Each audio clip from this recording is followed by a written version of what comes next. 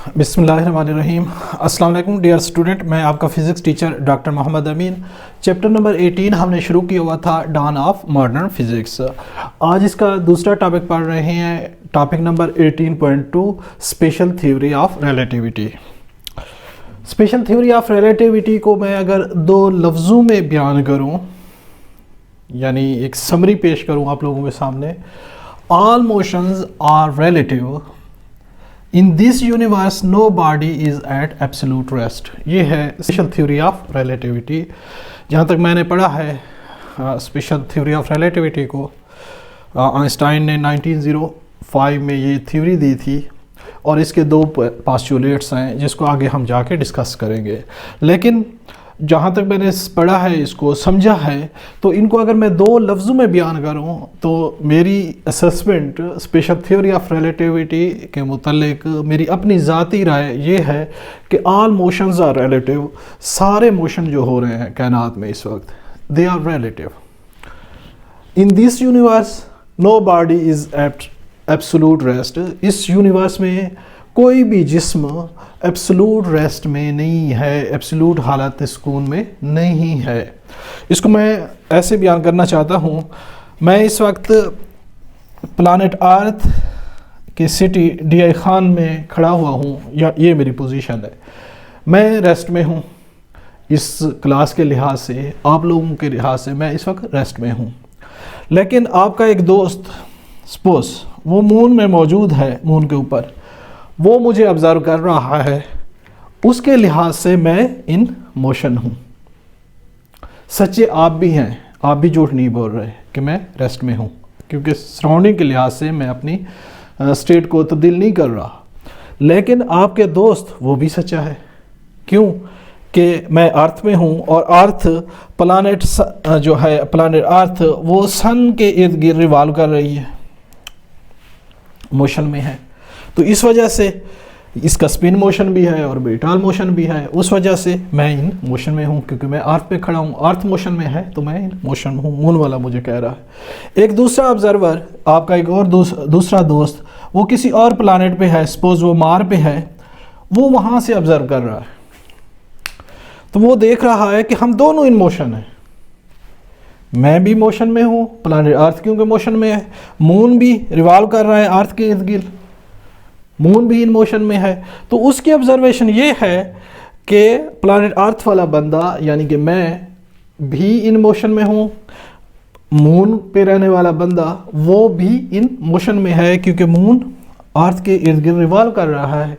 तो उसकी ऑब्जर्वेशन जो है हम दोनों से मुख्तलिफ है, डिपेंड कर रहा है फ्रेम ऑफ रेफरेंस पे। मेरा फ्रेम ऑफ रेफरेंस है अर्थ, आपके दोस्त का फ्रेम ऑफ रेफरेंस है मून, और तीसरा जो आपका साथी है मार पे ठहरा हुआ है, उसका फ्रेम ऑफ रेफरेंस है मार।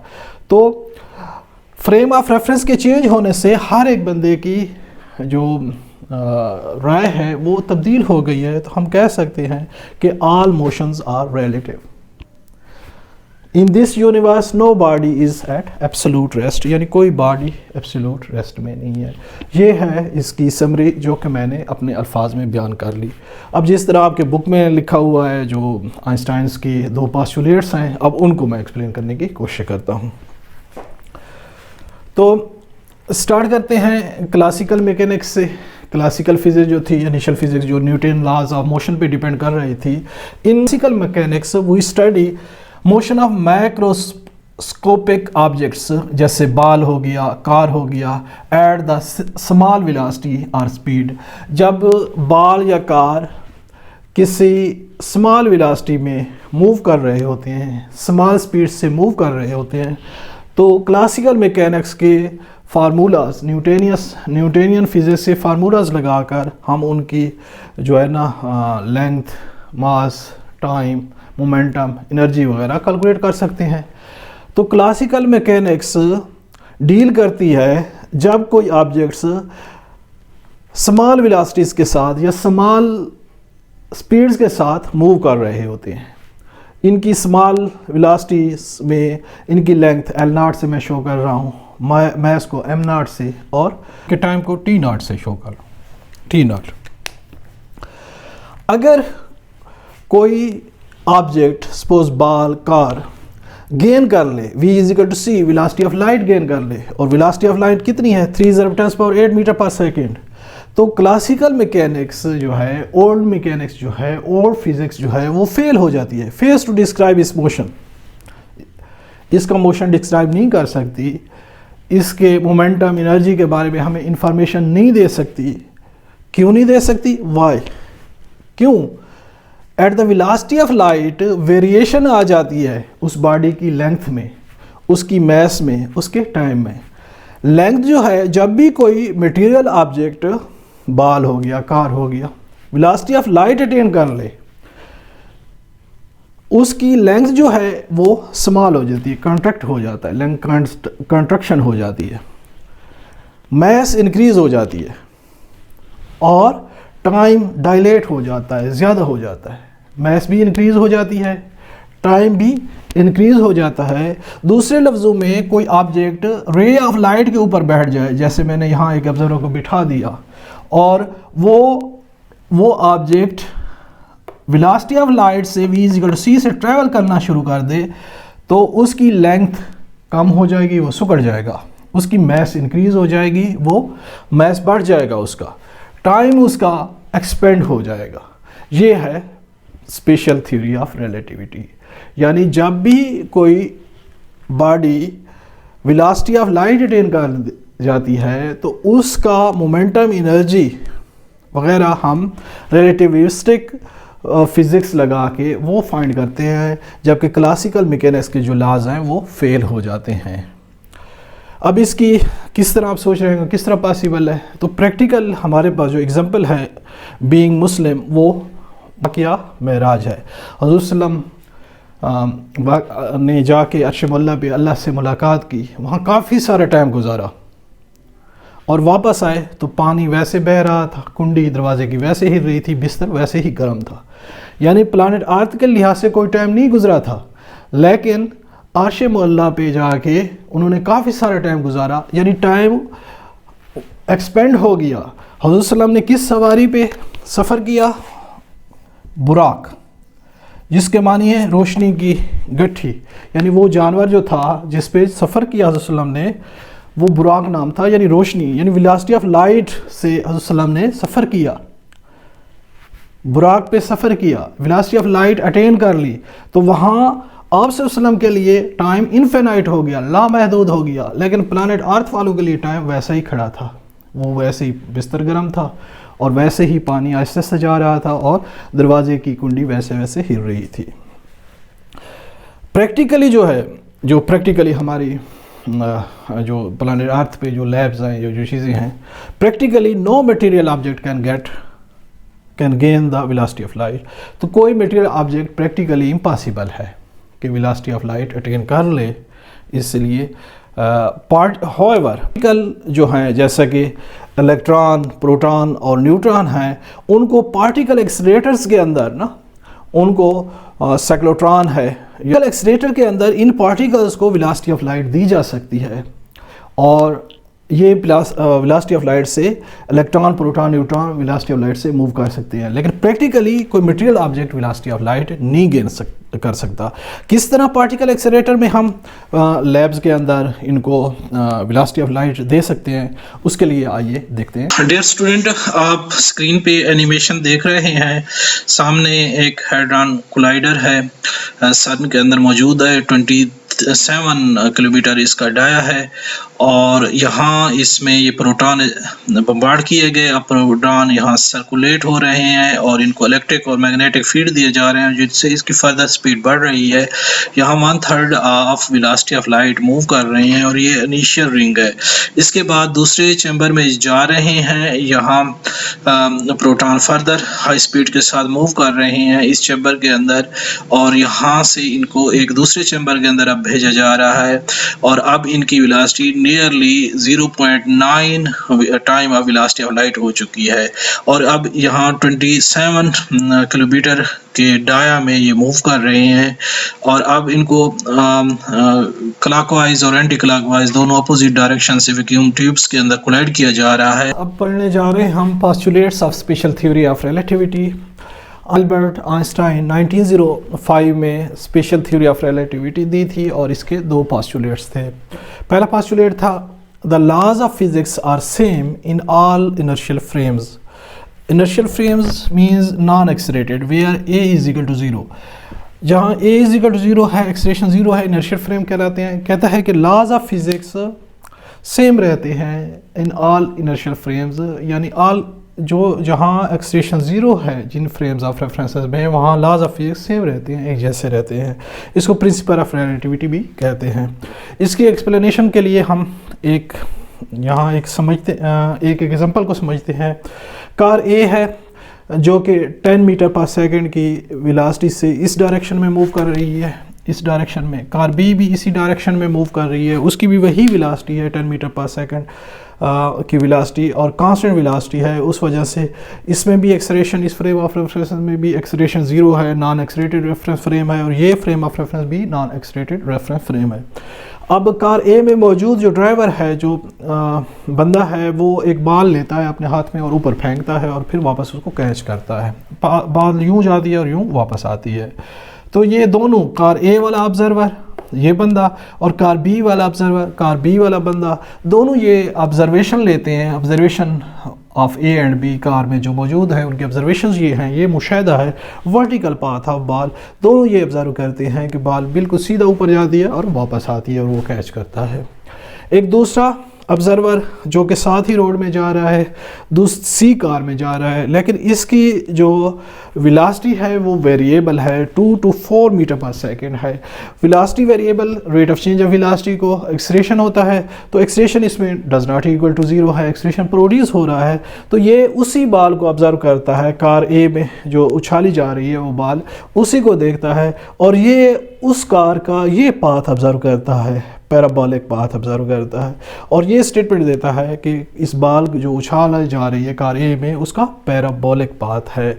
तो मालूम हुआ लॉज ऑफ फिजिक्स सेम रहते हैं इनर्शियल फ्रेम ऑफ रेफरेंसेस में, यानी ये इनर्शियल फ्रेम ऑफ रेफरेंसेस में थे और इनकी ऑब्जर्वेशन सेम आ गई। अब दूसरा पोस्टुलेट डिस्कस करते हैं। The speed of light in vacuum is the same in all inertial frame of references regardless of motion of the source और ऑब्जर्वर। स्पीड ऑफ लाइट जो है वो यूनिवर्सल कांस्टेंट है। सारे फ्रेम ऑफ रेफरेंसेस जो हैं हमारे पास, इनर्शियल फ्रेम ऑफ रेफरेंस, उनमें स्पीड ऑफ लाइट सेम रहती है। चीज़ यह है कि सोर्स या ऑब्जर्वर इन मोशन में हूँ, उस पर डिपेंड किए बगैर स्पीड ऑफ लाइट कांस्टेंट रहती है। Speed of light in vacuum is same for in all inertial frame of reference, same रहती है। इसको समझने के लिए हम केस 1 डिस्कस करते हैं। कार ए है, इस डायरेक्शन में 4 मीटर पर सेकंड की स्पीड से जा रही है। कार बी इसी डायरेक्शन में, उसी डायरेक्शन में 7 मीटर पर सेकंड की स्पीड से जा रही है। कार सी अपोजिट डायरेक्शन में 6 मीटर पर सेकंड की स्पीड से जा रही है। कार ए वाला ऑब्जर्व करता है, क्योंकि सेम डायरेक्शन में है तो 7 - 4 3 मीटर पर सेकंड इसकी स्पीड इस डायरेक्शन में, ये कार ए वाले की ऑब्जर्वेशन होती है कार बी के बारे में। कार सी वाला क्योंकि अपोजिट डायरेक्शन में जा रहा है तो ये ऑब्जर्व करता है 7 + 6 13 मीटर पर सेकंड कार बी की स्पीड अपोजिट डायरेक्शन में ऑब्जर्व करता है। तो दोनों की रीडिंग डिफरेंट आ रही हैं इस केस में, जब दोनों ये उसी डायरेक्शन में जा रहा है और ये मुखालिफ सिमत में जा रहा है। अब अगर car B velocity of light attain कर लेती है, v = c हो जाती है, v 3 × 10⁸ मीटर पर सेकंड हो जाती है, 3 × 10⁸ मीटर पर सेकंड हो जाती है, तो कार ए वाला ऑब्जर्वर और कार सी वाला ऑब्जर्वर दोनों ऑब्जर्व करते हैं कि इसकी वेलोसिटी 3 × 10⁸ मीटर पर सेकंड है, इसकी स्पीड 3 × 10⁸ मीटर सेकंड है।